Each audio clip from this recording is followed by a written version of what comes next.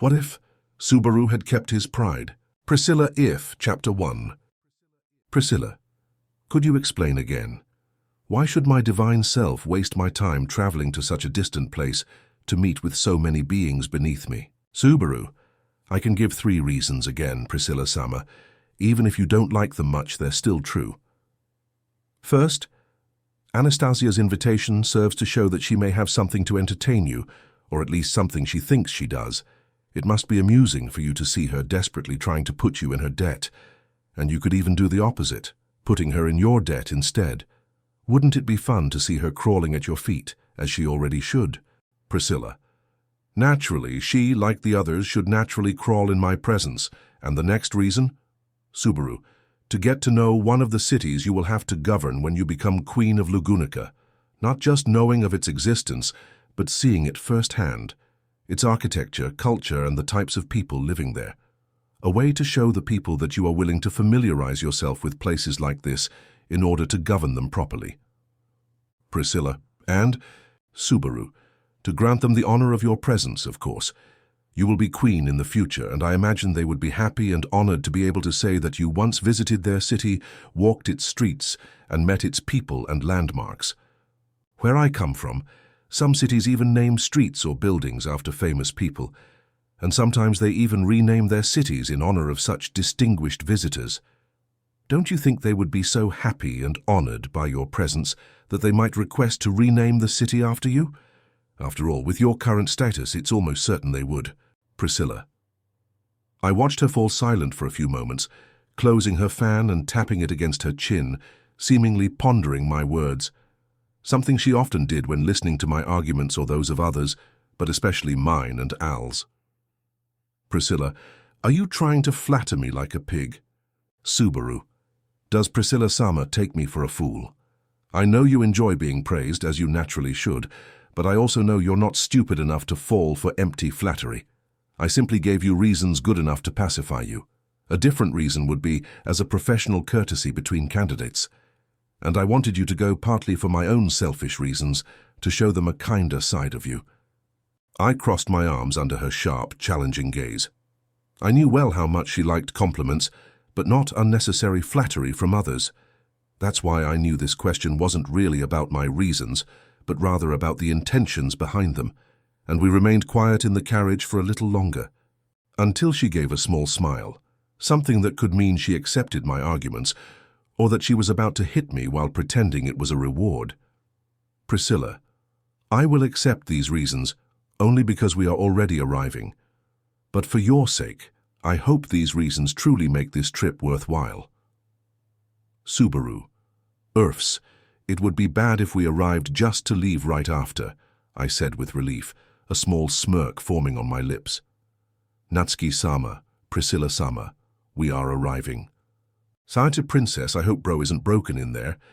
And those voices belong to 2 other members of our camp, Priscilla's camp, Otto and Al, the carriage driver, who was also one of our merchants, and the guy who had already become something of a knight for her, besides being an all-around amazing dude. I met Al before when I went to the palace to commit a stupidity during the royal selection.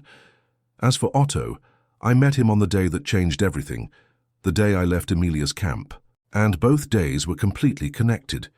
During the royal selection, I made the foolish mistake of declaring myself Emilia's knight and engaging in a duel against Julius, a knight.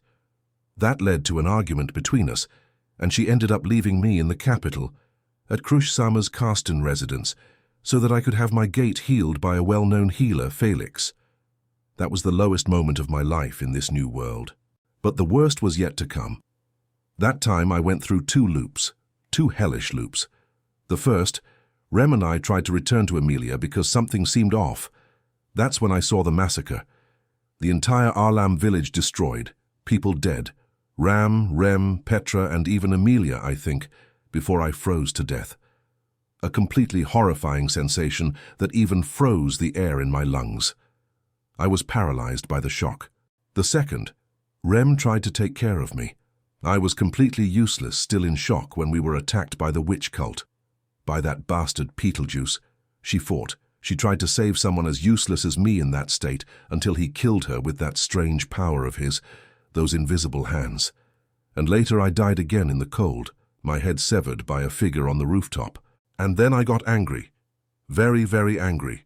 A fury I never thought I was capable of feeling in my being, but I knew I wouldn't be able to take revenge on that monster alone. So I went looking for help. Crush rejected me. Anastasia abandoned me and only used me to obtain information.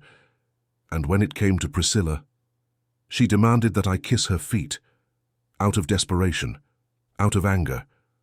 I thought about doing it, but I didn't. When she demanded that, I simply refused and walked away. I wouldn't bow my head like that. I wouldn't abandon my pride. I wouldn't do what she wanted.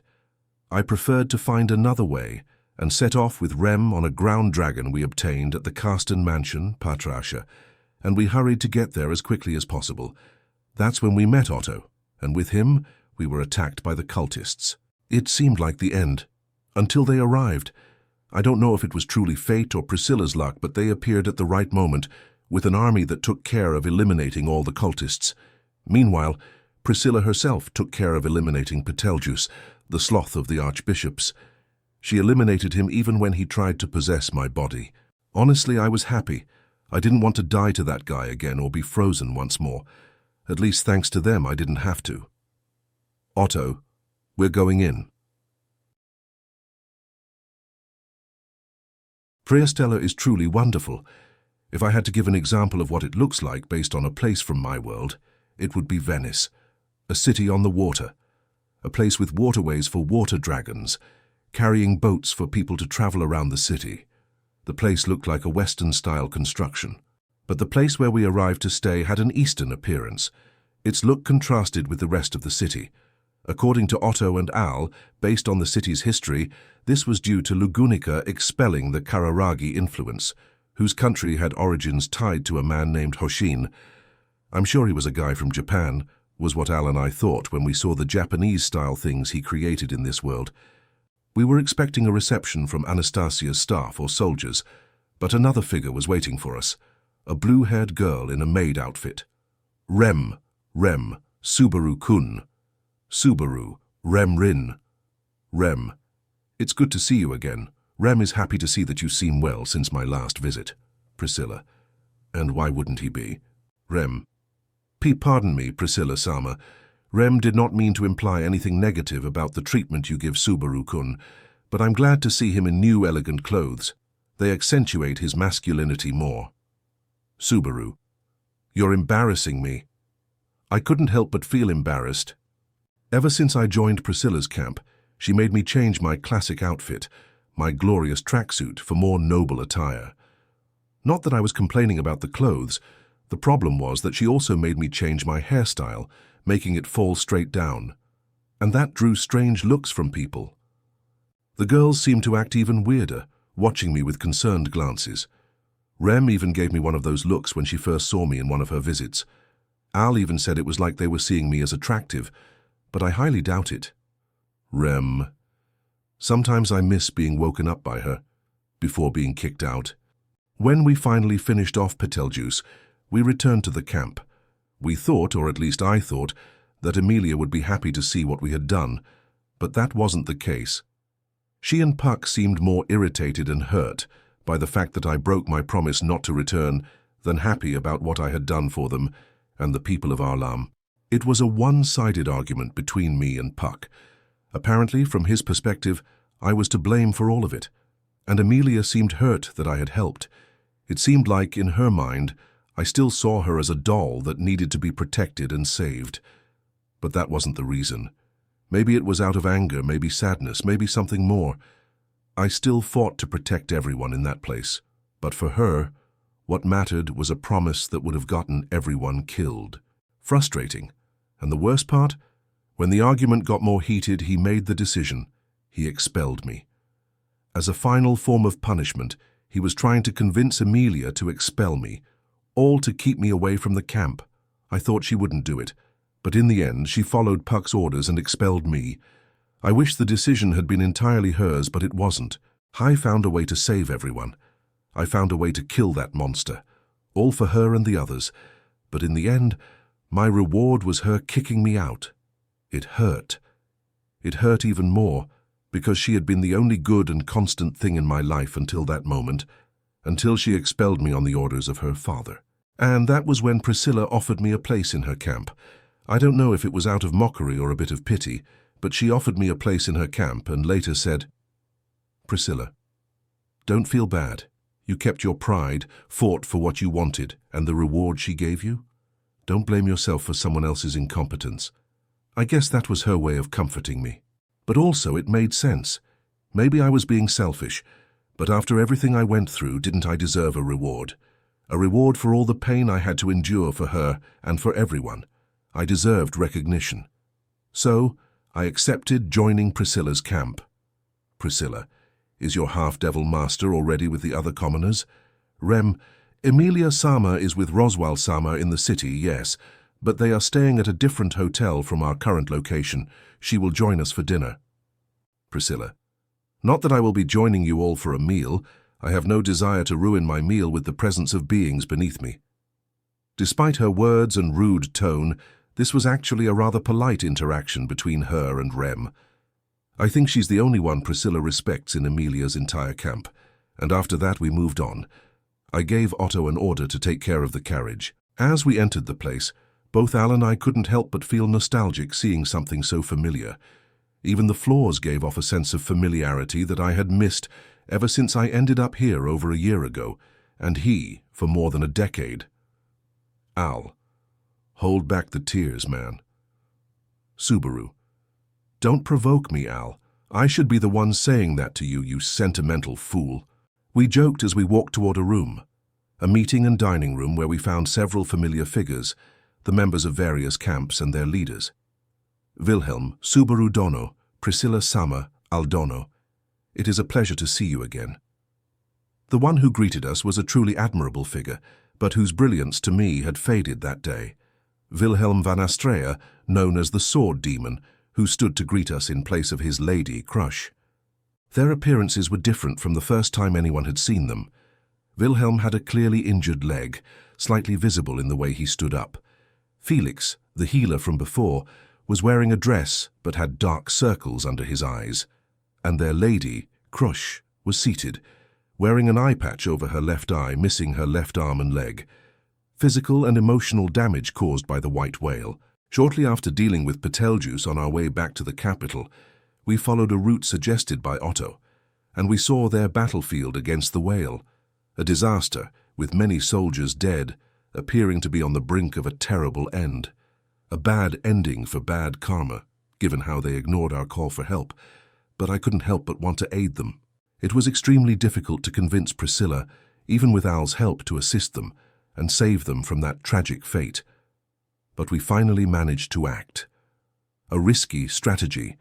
I used my scent to lure that beast for long enough so that Priscilla's soldiers could rescue Crush's men. Then it was our turn to strike. I had to adapt as things unfolded. At one point the whale became 3, but I was able to identify which one was the real one. With an even riskier strategy, I managed to lure the main whale into our attacks. And without even realizing I would do it, I ended up rescuing Wilhelm from the throat of that monster. I even knocked a tree onto that beast to trap it. Priscilla was the one who delivered the final blow, decapitating its head, marking the end of one of the 3 great beasts that torment this world. Losses of soldiers, Wilhelm left with an injured leg, and the loss of 2 limbs and an eye. Everything that happened to Crush in that battle before we arrived. Maybe if we had gotten there sooner, we could have prevented it, but this outcome might have been the best result, as at least they survived. An outcome that an alliance could have helped with. Subaru, it's a pleasure to see you again, Wilhelm-san. How are you all? Wilhelm, as well as we could be, thank you. Despite the normal response, his sadness was noticeable, because later I was able to learn more about his story. The revenge he so desperately sought against that beast, to avenge his wife, taken from him by Priscilla and my plan. I couldn't blame him for such feelings. It was also possible to see his shame. And who could blame him, right? Seeing the state of Crush's camp since the beginning of the royal election, the worst scenarios had played out. Because beyond the whale attack, there was also the incident with those 2 monsters, greed and gluttony. When we were escorting them back to the capital, we encountered them. Or rather, They were hunting us down for killing that beast, which seemed to belong to gluttony, and I died the first time. I returned to the moment when we were ready to leave with the whale's head, and I was able to prepare better. If they were going after whoever had the whale, we could prepare ourselves. There was a division. One group would follow the normal path, me, Al, Priscilla, and part of her soldiers. On the other path were Crush's people, being escorted by the remaining soldiers. And it was true. They attacked us again. Al took on greed, and Priscilla fought against gluttony. With our strategies and powers, Priscilla managed to eliminate gluttony. We couldn't take down greed that time, as their power was beyond comprehension, so we had to retreat, contenting ourselves with a single elimination. But it was quite impressive, if I may say so, because in just 3 to 4 days, Priscilla was able to eliminate 2 archbishops and one of the great beasts, something the knights hadn't achieved in over 4 centuries. Julius, it is a pleasure to see you again, Natsuki Subaru. Subaru, Julius, good to see you again. Despite hating him in the past, I still feel some anger, but I made room for a bit of politeness. Subaru, how is Anastasia-sama doing? Julius, currently she is meeting with Emilia-sama and her sponsor. They are discussing some personal matters regarding Emilia-sama's camp. Subaru, I see, thank you. In truth, I didn't want to meet with Anastasia or Emilia. The first because of how she used me, the second because it would mean seeing Puck again. And I noticed from his tone that he seemed to be emphasizing Emilia a little more due to our past. Priscilla, and where is the sewer rat with the sword saint? Wilhelm, Felt-sama and my grandson have not arrived yet. Priscilla-sama. Priscilla, perfect. I wouldn't want to see that creature or her little dog. The aggressive words again. They've been at war with each other since the day of the royal selection, given the stark difference in their statuses. Felt came from the slums, while Priscilla came from nobility, most likely. Crush, do you plan to stay? Subaru, my apologies, Crush-sama. We do not intend to stay longer than necessary.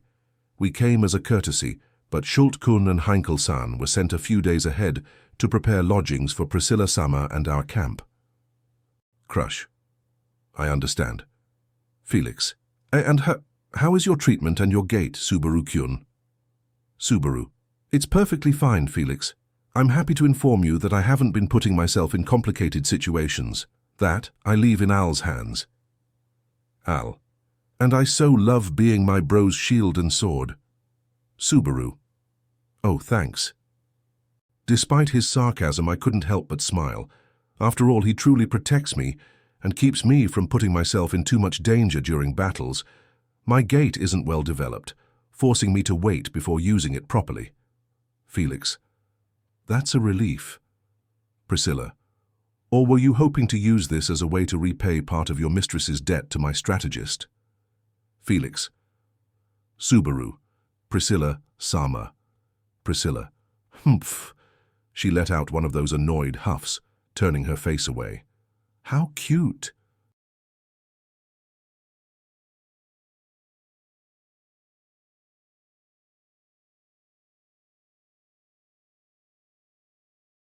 Subaru.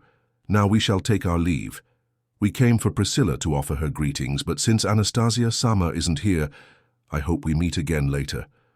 Those were my parting words after everything. Now we walked through the city, seeing everything possible. Al and Otto had gone ahead with the carriage to the inn that Schult and Heinkel were supposed to have prepared for us upon our arrival, leaving us alone to walk together through this beautiful city. Subaru, this place is truly wonderful, isn't it? Priscilla. Subaru, though I would appreciate seeing the Eastern structures that Kararagi originally brought, I can see the charm of Western culture. I'd even like to take a gondola ride, though I feel like I might get seasick riding over the water. Priscilla. Subaru. Subaru. Yes, Priscilla-sama? Priscilla. Do you still think about returning to the Half-Devil's camp? What a question. Subaru. No. I already told you before, didn't I? I met her on my first day in the capital and in this kingdom. She helped me when I was attacked. She was kind, so I felt strange. I wanted to return the gesture, and I helped her at that loot house. When I was wounded again by that idiotic assassin, she helped me once more. I even got to meet Remrin thanks to her. Priscilla. Subaru. That day in the capital, it was out of pride and personal selfishness that I acted the way I did, because I wanted to defend her, because I was desperate to hold on to the first good bonds I had formed upon my arrival.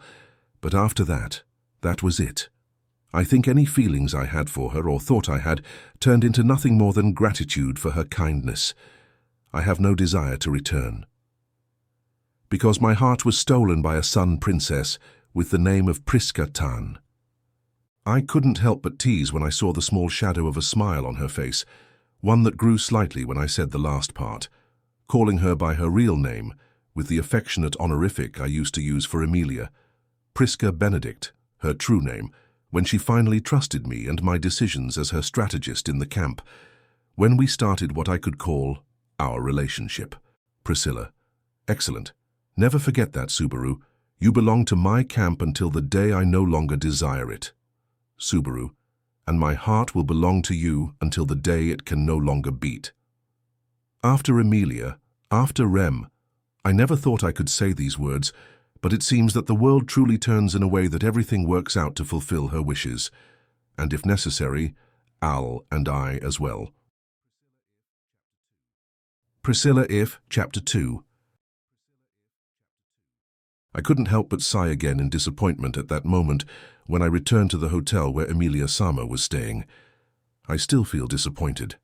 Back then, Rem couldn't help but feel extremely disappointed with Emilia Sama and the Great Spirit Puck. Why? Subaru-kun had done everything he could to find a way to save her, a way to protect her, just like a knight would protect his princess, or a man would protect his beloved. Something that every person wishes for themselves, someone who would do everything to save them. Subaru-kun managed to summon Priscilla Sama to prevent an attack from that filthy witch cult and one of its monstrous archbishops. She eliminated him. As much as I wanted to be the one to rescue Subaru-kun and crush the heads of those monsters, I knew I wouldn't be able to do it alone. Subaru-kun and that merchant, Otto, would have been killed, just like me. It was thanks to Priscilla Sama and Alsan that they were saved, all because Subaru-kun warned them about the archbishop's attack and his cultists. Not only us, but everyone from Arlam village, Nisama, and even Emilia Sama herself.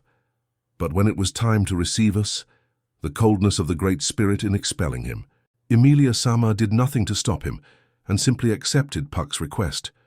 She didn't even bother to think for herself back then, not even considering how much that would truly affect Subaru-kun after all his efforts to save us. When he was leaving, I felt torn. I knew I wanted to go with him, with my hero, the one who saved us all, but I also knew that deep down I couldn't abandon Nisama. My heart was divided. But Subaru-kun didn't judge me when I chose to stay, and Priscilla Sama gave me the privilege of visiting him at her mansion whenever I wanted. She even offered me a place to stay as a maid, and I took every opportunity to do so. Even Roswal Sama encouraged me to go. It was always good to see him again after spending so much time apart. The mansion, the village, after Subaru left, they felt so colorless. Finally, I stepped through the doors of the hotel, a rather beautiful place from the hall to the corridors. I followed the path to the rooms on the upper floors. There, I felt a chill and saw a familiar figure. Rem, you finally returned. I assume you met with Subaru-sama and Priscilla-sama. Rem, yes, Ni-sama. Subaru-kun and Priscilla-sama have arrived. As Roswal-sama and Emilia-sama requested, I came to inform you. I said, once again noticing that tone in her voice. Hesitation. Yes, hesitant. And I know exactly why. Because of the sanctuary, because of the figure behind that door. And when we opened it, we saw a room filled with snowflakes, windows fogged up from the cold, and any liquid in the flower vases frozen along with the food and the flowers. In the center of that place were two figures, one taller and one shorter. Roswal Sama and Emilia Sama. Roswal stood right behind Emilia, as if trying to comfort her through yet another of her episodes. Roswal. Calm yourself, Emilia Sama, yes? It's not good to lose your composure like this. Do you not agree? Those were his words to soothe her. Emilia, but what if he doesn't come? I haven't been able to see him anymore. What if I'm never able to see Subaru again? Subaru, Subaru, Subaru, Subaru, Subaru, Subaru, Subaru, Subaru, Subaru, Subaru. Emilia's words were murmured, but clear to anyone who could hear. Just as clear as the desperation in her voice. That was her state when she returned from the sanctuary. When Subaru-kun left our mansion, expelled, he went with Priscilla-sama, and we returned to the mansion, staying there until we received Roswaal-sama's request to go to the sanctuary. Ne-sama volunteered to take Emilia-sama and handle everything. As for me, she asked me to stay behind to welcome back Frederica Ne-sama. Frederica Ne-sama was brought back because Ram Ne-sama couldn't handle all the work alone. I had already imagined something like this might happen in our absence. Welcoming Frederica Ne-sama back was really nice. Without Subaru-kun and Ram Ne-sama, it was good to have another companion besides Beatrice-sama, who remained trapped in that library and seemed to worsen when Subaru-kun left. When Rem went to Arlem village, people would ask about Subaru-kun, especially that little girl, Petra, who seemed disappointed and sad about his departure. None of them seemed as willing to welcome Emilia-sama or people from the mansion anymore. Although we still did business with them, like buying supplies, they weren't as friendly as they used to be. Subaru-kun was the one who made them open up to us and even accept Emilia-sama walking around there. Subaru-kun, not Puck.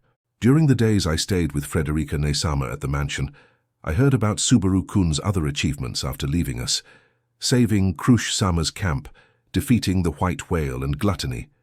Feats that proved just how incredible he is. The world, thanks to Priscilla-sama, was now recognizing his abilities, and Rem is happy for his accomplishments as the great hero I always knew he was. When I saw Emilia-sama again, it was almost 10 to 12 days after Subaru-kun's expulsion. When they returned, they were different and had more people with them, the people from the sanctuary, including Garfield Tinsel and Ryuzu. Roswaal-sama and Emilia-sama had changed appearances, and it was obvious just by looking them up and down. Roswaal-sama looked extremely exhausted beyond what was expected, his makeup undone, and a scowl that lingered for days. Emilia-sama also looked tired, her gaze cold and unfocused, murmuring things about Subaru-kun, just like she was doing now, and she seemed desperate, as if their world had been destroyed. Roswaal: "Oh, Rem! You're back. That means Subaru-kun has arrived in the city?" Emilia: "Subaru arrived? He arrived? Or didn't he come? He came, right? He always comes when... He always returns, doesn't he? He always comes back, always comes back, always comes back. And everything always turns out fine. Yes, everything always turns out fine." Rem: "Yes. As you requested, Roswaal-sama, when Subaru-kun and Priscilla-sama appeared, Rem came to inform you. They stopped by Anastasia-sama's current lodgings and then went out to explore the city." Emilia: "Subaru is here. Yes, he came. He's with Priscilla-san walking around the city. Walking together. Are they on a date? Subaru took me on one. He said it was something special you do with important people in your life, right? Subaru wouldn't do that with her. Not with Priscilla-san. I'm going to see Subaru. Yes, it'll be good to see Subaru. Everything will be fine." She was acting like that again, the same way she had been since the sanctuary. Emilia-sama started acting differently towards Subaru-kun ever since her return. After that, Emilia-sama's behavior changed drastically. She remained silent for long periods, wandered around the house, her eyes vacant, sometimes releasing bursts of mana that froze parts of the mansion. She no longer walked with Puck and would react strongly whenever Subaru-kun was mentioned, especially when Roswaal-sama spoke about him. Rem even memorized her expression. When someone mentioned his name, her eyes would light up. She would look around, especially at the doors, as if expecting him to appear and come back to her, like a child waiting for the best gift in the world. It was pitiful how she acted, because Rem could also see the glimmer of desperation in those once bright eyes, just as I saw madness whenever he was insulted or mentioned as being part of Priscilla's camp. She froze half the mansion when Ne-sama called Subaru-kun by his nickname Barusu, forcing her at Roswaal-sama's request to treat him with respect and add sama when speaking about him, to the point where Ne-sama does so even when Emilia-sama and Roswaal-sama are not in the room. And once, She froze part of the garden when someone mentioned that Subaru-kun was working as Priscilla-sama's chief strategist. No one could insult him or say he was no longer by her side. She started acting strangely, emotionally unstable, her powers out of control, behaving impulsively like a child. Roswal. Emilia-sama? Don't you remember what we talked about? Don't go after him like that, yes? Emilia. Why? Why can't I go after Subaru? He will make everything okay, he always does, and I can finally have him back here. You want to stop me, Roswal. The temperature was dropping drastically after that question. Ram. Emilia-sama. Subaru-sama just arrived in Priscilla with Priscilla-sama. They are probably taking the opportunity to relieve the stress of traveling for so long. It would be advisable to let them have a moment for now, so they can recover from the fatigue of a long journey.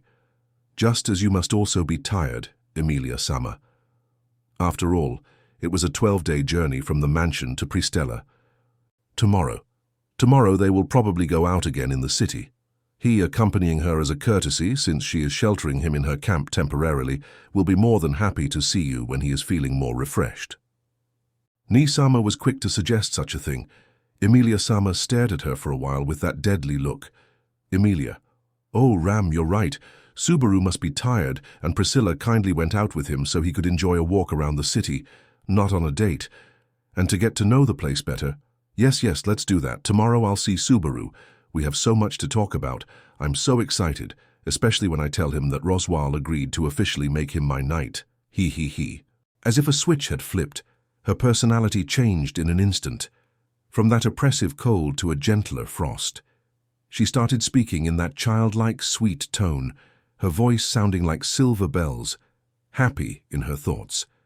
She was back in her corner, as if lost in her thoughts, without noticing the look that Roswal-sama was giving her. A look of satisfaction, a disgusting look of satisfaction, as if seeing Emilia-sama's volatile state was the greatest gift he could receive, just like the way she spoke about Subaru-kun. Roswal-sama's own behavior was very different. He always spoke about Subaru-kun with Emilia-sama, praising him, as if he wanted Emilia-sama's thoughts to sink deeper and deeper into him. He even constantly mentioned, whether he thought no one was listening or simply didn't care if we did, that Subaru would come running back if Emilia-sama offered him a position as her official knight. In the past, Garfield had offered himself for such a position, something that Roswal-sama denied, giving him the role of shield unofficial knight instead. And things got even stranger. The way they referred to Subaru-kun, as if it hadn't been Emilia-sama who allowed Puck to expel him, acting as though all she had to do was ask him kindly and give him a small gift, and that would be enough to make him leave Priscilla-sama's camp and return to ours. And when he came back, all the problems we faced would simply disappear. The more I think about it, the more I remember what Ni-sama keeps warning me about, how we should keep them away from Subaru-kun as much as possible, warning me with fear, but fear for Subaru-kun, fear of what they might really be planning to do to bring him back. But after everything Subaru-kun has been through, even though Rem wanted him to return, for those days we shared to come back, I couldn't destroy his happiness. Now, he was in a place where his words were respected, his strategies were valued, and he was allowed to act without judgment, a place that truly recognized the worth of his actions. Rem, don't worry, Subaru-kun. Your Rem will keep you safe in any way she can. In this cold room of despair, that was my promise. Priscilla if Chapter 3. Priscilla, who would throw away a rough diamond? Sometimes the Fire Princess wonders how someone could be so foolish as to discard someone with such immense capabilities as Subaru. And when her thoughts return to that scene in front of the Mathers Domain mansion, replaying how the half-elf had abandoned the black-haired boy under the orders of her great spirit. Foolishness. Although, if she were to admit it, she herself had almost lost such talent back in the capital. When she ordered him to kneel and lick her foot in her name, he refused. He preserved his pride in that moment. That impressed her a little, making her curious about what he would be willing to do to achieve his goals, and it made her mock him slightly, while also feeling a desire to help him, just to alleviate her boredom, since he had not discarded his pride under the pretext of getting what he wanted by abandoning it.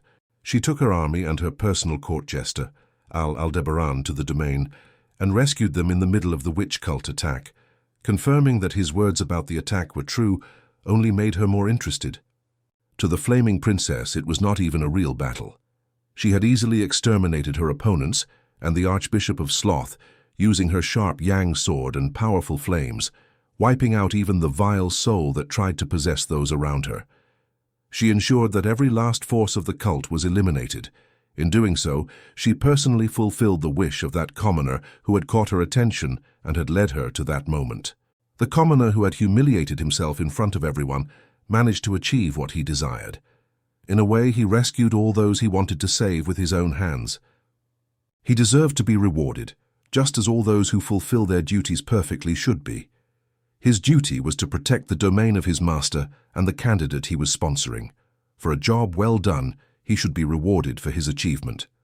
And that was a basic concept she had agreed with since Wallachia, one that her older brother, Vincent Wallachia, also shared with her. But that did not happen.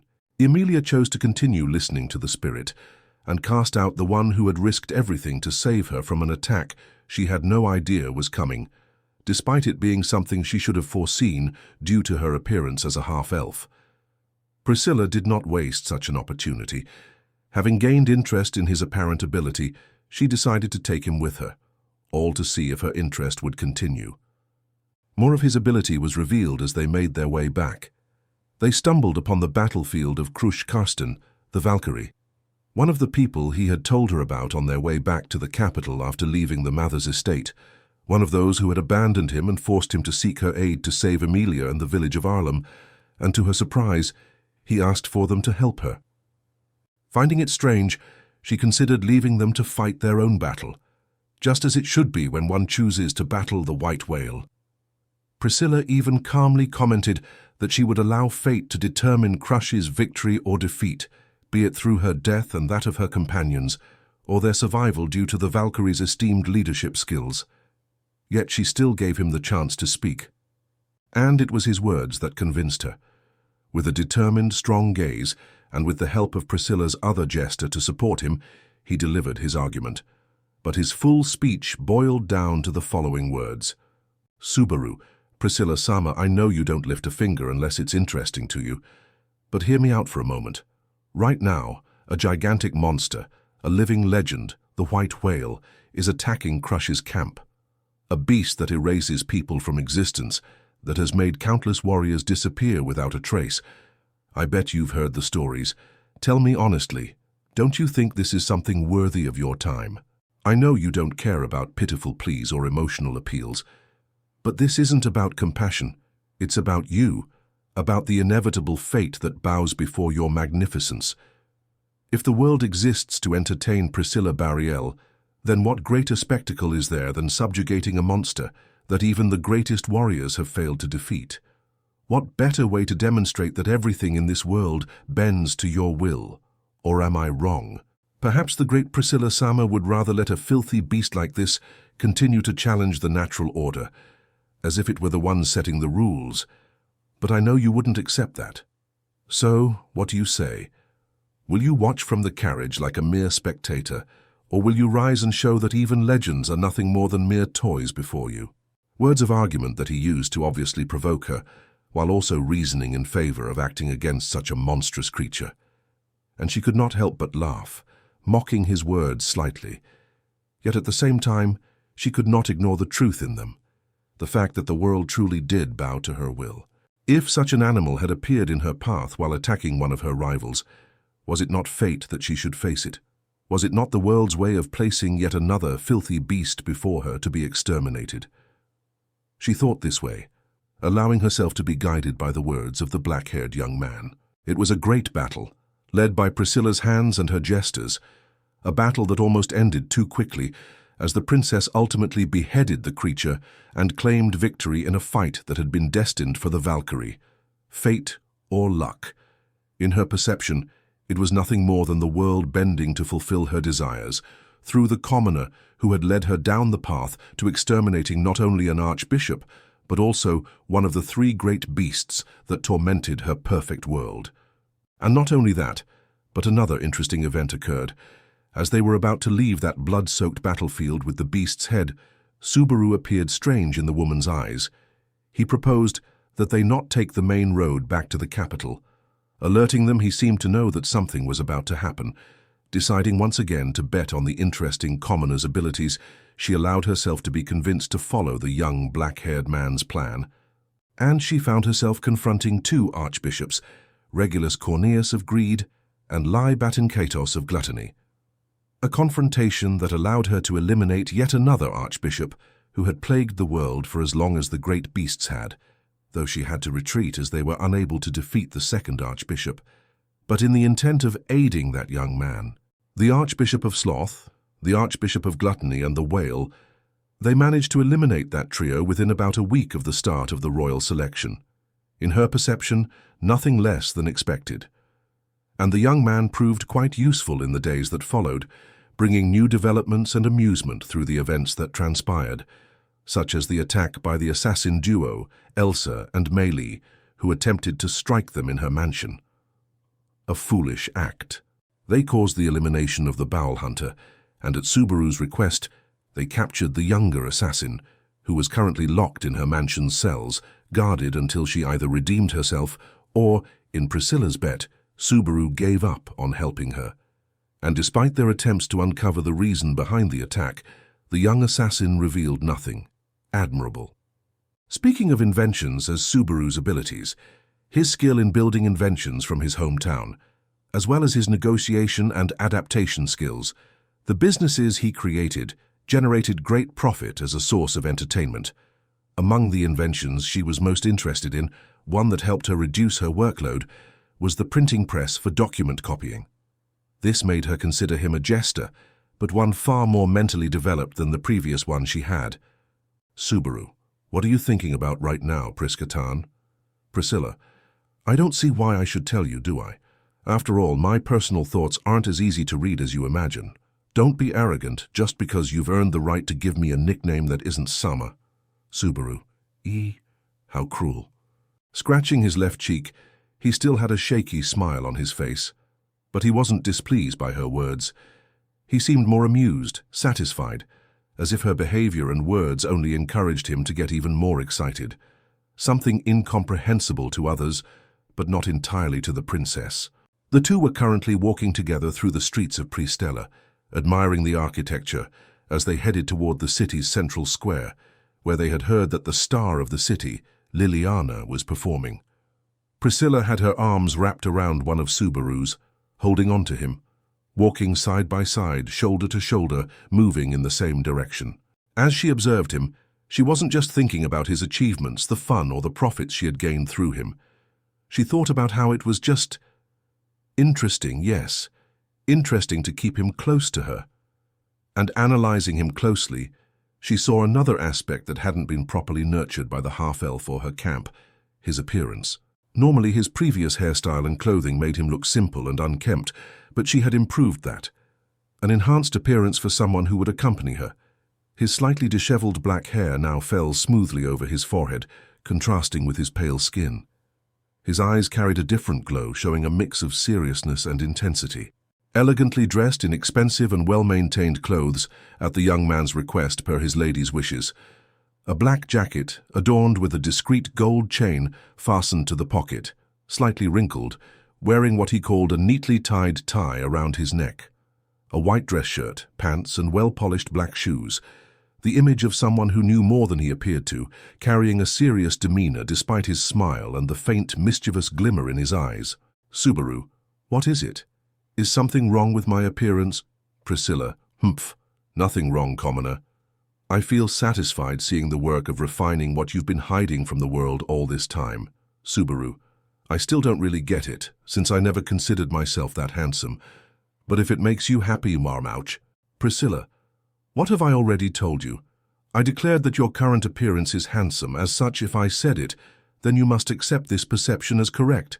And besides, do you think I would allow you to walk with me if you were sloppy? I will not allow your erratic perception to deny the reality I have already decided.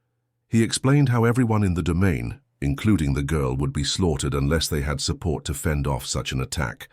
She even found it laughable. To think a commoner would enter her domain, her room, to ask her to save the girl who had abandoned him back in the capital.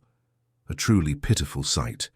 Someone she had only seen twice. Once as her appealer, when he interfered as she was about to kill 3 grotesque beings who dared to call themselves human despite their filthy, repulsive appearance. And then as the self-proclaimed knight of the most hated candidate in the entire royal selection, who was shortly after beaten by a real knight, and now here he was, acting like someone who had the right to ask for something, acting out of self-interest as far as she could see. Someone with a fragile sense of pride, she thought. Priscilla, lick, she had commanded, pointing at her foot, ordering him to bow, abandon his pride, and lick her foot in the name of his master. A test to see if he would disappoint her. She expected him to abandon his pride, to shame himself. That's what she anticipated from him, until she saw the look on his face. When he seemed to ponder her order, when he considered what to do, he shot her that sharp look, those frightening eyes colder than usual. Then he spoke in a neutral, almost icy tone. Subaru, no, I am desperate, truly desperate to save everyone in Arlem village. I spent time with them, I got to know them. I played with their children, I saw their lives. I became part of them. And I love those people, just as I love the people in the mansion. The thought of them dying. But I can't do this anymore. I asked Crush for help. She refused. Anastasia. She just used me to get information and then threw me aside. And now you? You want me to crawl to entertain you? None of you can think of anything beyond that stupid throne, can you? Those harsh words were said with such coldness and such an intense gaze that she no longer saw that foolish boy who spoke so emotionally during the royal selection. She saw someone hardened, with a resolution carved onto his face. Subaru, I won't crawl for you, I won't lick your foot, I'll find a way to overcome this. Somehow I'll save everyone in the village, and I'll save Emilia Tan. He turned, heading toward the door. Those were his words as he approached the exit, but her next words stopped him from leaving immediately. Priscilla, so you can crawl back into the lap of your half-devil master. Do you realize what you're doing? You tried to defend her, and she cast you aside. And now, you foresee a danger that neither she nor her sponsor seem to have noticed. Her danger that's more than obvious. Given her appearance resembling the former Witch of Envy, it should be clear to anyone that they'd act to eliminate her, don't you think? If she's incapable of defending herself and protecting her own lands, how does she plan to be a leader?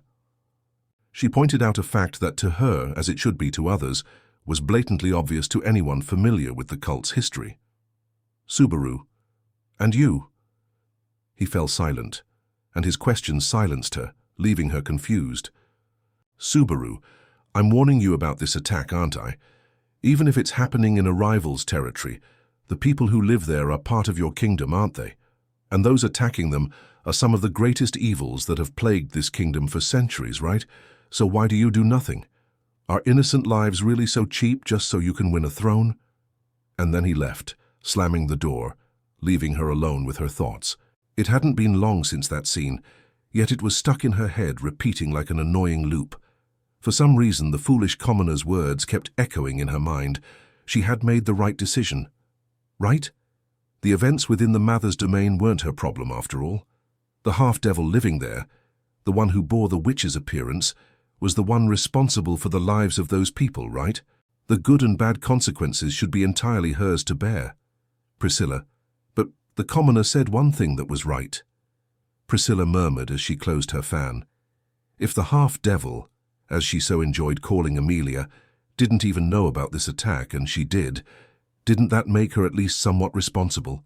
Acting to protect the innocent and the vulnerable wasn't exactly something attractive to the Princess of the Sun. Yet why did the thought of a massacre carried out by the cultists, who had tormented the people for centuries, leave a bitter taste in her mouth? No, it wasn't guilt or anything like that. It was disgust.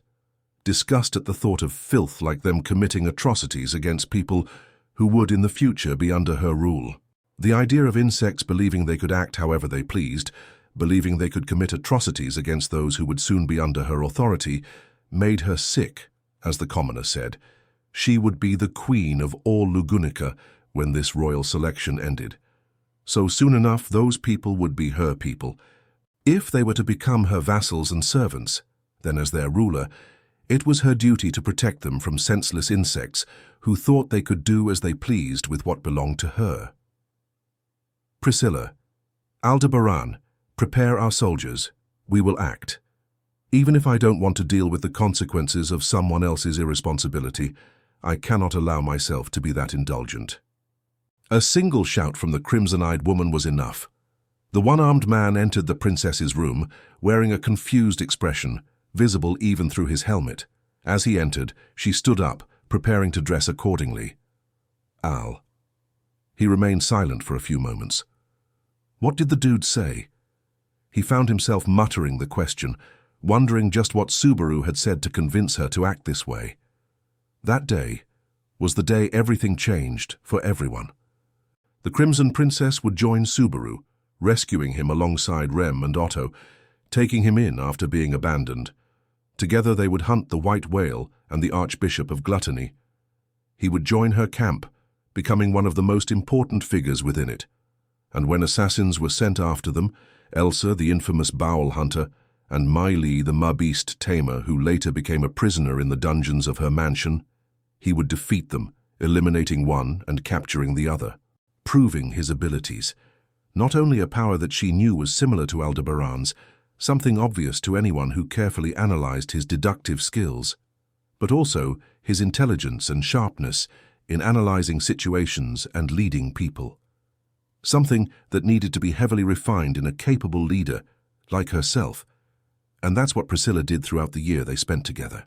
Throughout all that time, he continued proving more and more that he could become someone truly worthy of her trust and her time, someone capable of becoming as competent as he claimed to be back in that royal hall, but also someone capable of making her heart race, someone capable of making her care deeply, despite his overwhelmingly childish behavior, which, if measured, could rival his potential as a great leader.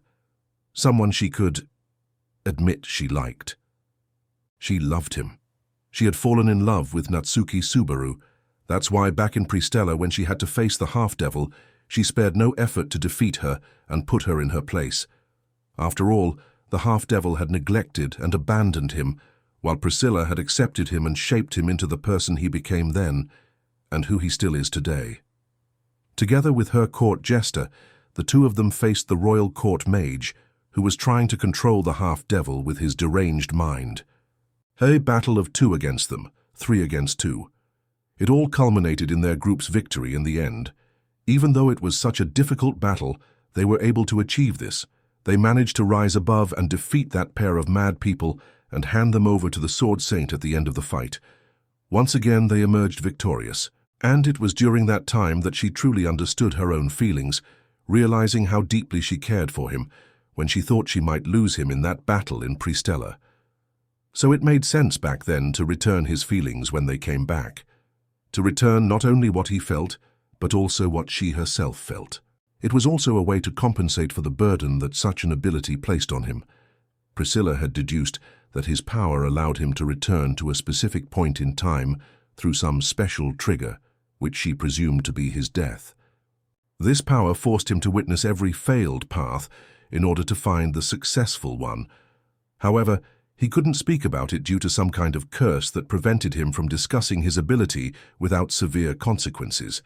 This isolated him from the rest of the world, filling him with trauma and mental scars. Well, that eventually led to a particularly embarrassing event, where they ended up demolishing a third of the Bariel mansion the first time they did it. But she had no regrets about what happened. Even after having gone through 8 political marriages, she had never done anything like that with any man before. So she didn't regret doing it with him, the man who had earned her respect and her love. Connecting with him in a way she never had before was a meaningful event, one that made her feel happier and more fulfilled than she ever imagined possible in her life.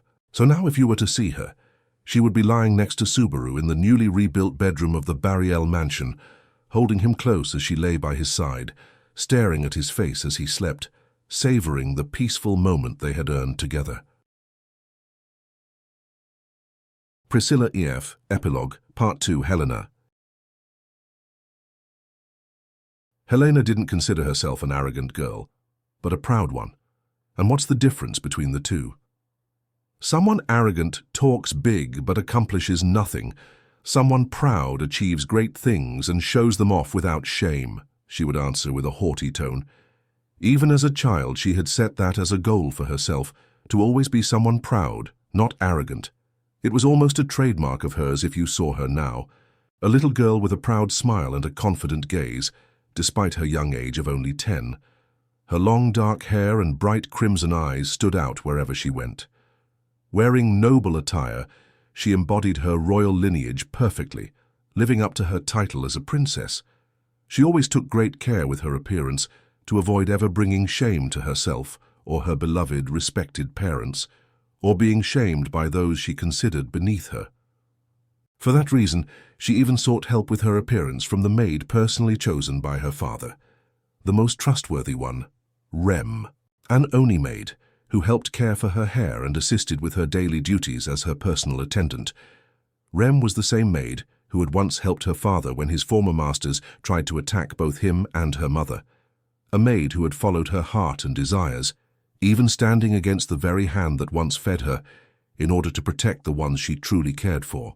So Helena gave her trust to Rem, making her her personal maid, someone who helped with all the trivial tasks whenever needed. Another person Helena was quite fond of was Aldebaran, the knight of her mother. In her opinion, he was a very funny man, playful, cheerful, and someone she loved to be around for fun, like an uncle. Even though she had a real uncle, whom, while she didn't dislike, wasn't nearly as entertaining as her honorary one. His clumsy but endearing way of acting earned him points with her, as a good court jester should do for a child, and she loved training with him. Sometimes she would grab him by one leg and toss him into the air, as if he were light as a feather, or punch him hard enough to send him flying through a wall, or she'd kick his famously durable helmet, trying to at least scratch it, proving how much her strength had improved. Their sword-fighting practice was another highlight for her, helping her hone yet another of her many skills. Helena was a highly skilled swordswoman with incredible talent, holding the potential to grow far beyond what anyone expected. She even developed a sword style, inspired by a character from one of the stories her father told her about his old world. She was capable of fighting with 3 swords, one of them being the Yang sword, a blade she had learned to summon since she was even younger than now. This sword belonged to the royal family of Wallachia, something she discovered after learning her uncle was the Emperor of Wallachia. Despite not having gone through the traditional trial that determined whether someone could wield it, she still had the potential to summon it naturally. Her skill with the 3 blades gave her a massive advantage over her training opponents.